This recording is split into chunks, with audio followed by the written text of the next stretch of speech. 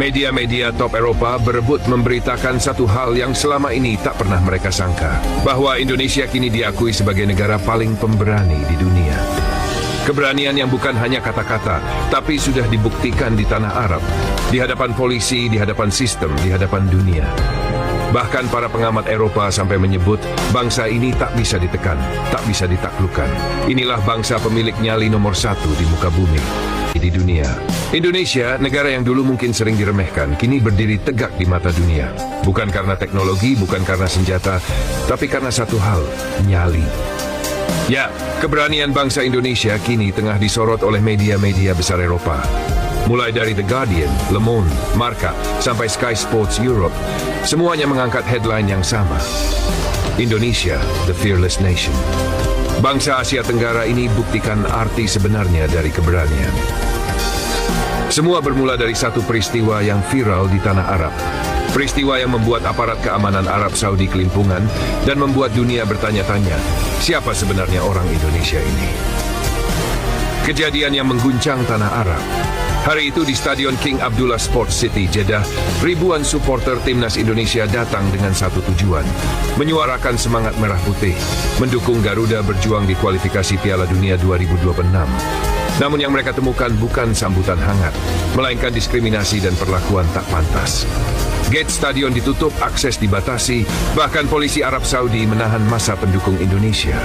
Mereka dipaksa berpindah dari satu pintu ke pintu lain, tanpa kejelasan, tanpa alasan yang masuk akal. Waktu terus berjalan, dan hanya tersisa 5 menit sebelum kick-off. Tapi ribuan supporter Indonesia masih tertahan di luar stadion. Dan di saat itulah, sesuatu yang tak pernah dibayangkan terjadi. Supporter Indonesia, yang sejak awal dikenal sopan, tertib, dan ramah, mendadak berubah menjadi badai besar yang tak bisa dihentikan. Mereka menolak dihinakan. Mereka menolak dianggap remeh. Barikade kepolisian Arab yang tebal pun dijebol. Suara teriakan "Merdeka! Merdeka!" menggema di luar stadion.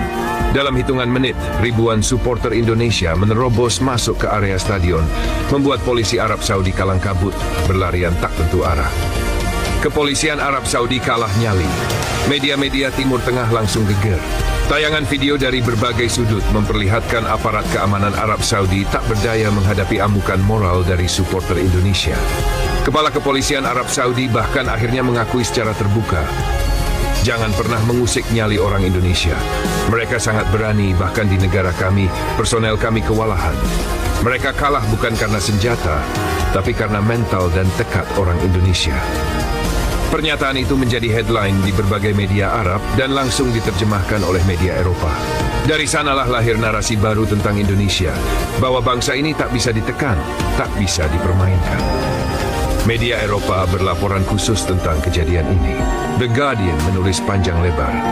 Ketika bangsa lain takut melawan otoritas asing, Indonesia menunjukkan bahwa keberanian sejati bukan soal kekuatan fisik, melainkan keberanian mempertahankan martabat. Sementara Bild Jerman menyebut, mereka datang sebagai supporter, tapi bertindak layaknya pasukan elit.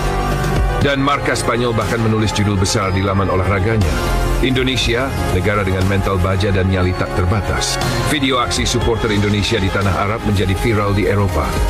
Di TikTok, klip berdurasi 15 detik yang menampilkan momen penembusan barikade sudah ditonton lebih dari 120 juta kali hanya dalam 2 hari.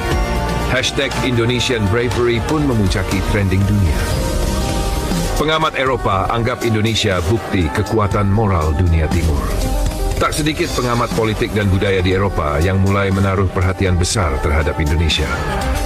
Pakar geopolitik dari Jerman mengatakan dalam wawancara eksklusif, apa yang ditunjukkan masyarakat Indonesia bukan sekadar fanatisme olahraga, itu ekspresi nasionalisme sejati. Mereka mengajarkan bahwa martabat bangsa tidak boleh diinjak siapapun. Sementara analis asal Prancis, Jean-Luc Marcet, menambahkan, bangsa ini memiliki harmoni unik antara kelembutan dan keberanian. Mereka bisa tersenyum ramah, tapi saat diinjak martabatnya, mereka berubah menjadi singa. Mengapa Indonesia disebut macan Asia? Kini dunia paham, mengapa julukan macan Asia yang dulu sering terdengar bukan sekadar kiasan. Di tanah Arab, makna itu hidup kembali. Ketika banyak negara hanya bisa berdebat di media sosial, rakyat Indonesia justru bergerak di lapangan nyata. Tak ada yang memprovokasi, tak ada skenario politik. Yang ada hanyalah rasa cinta pada bangsa. Dan dari kejadian itu, orang-orang Arab mulai mengubah pandangan mereka terhadap Indonesia.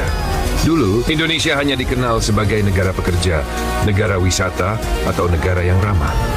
Kini, Indonesia dikenal sebagai negara bermental baja, negara paling pemberani di dunia.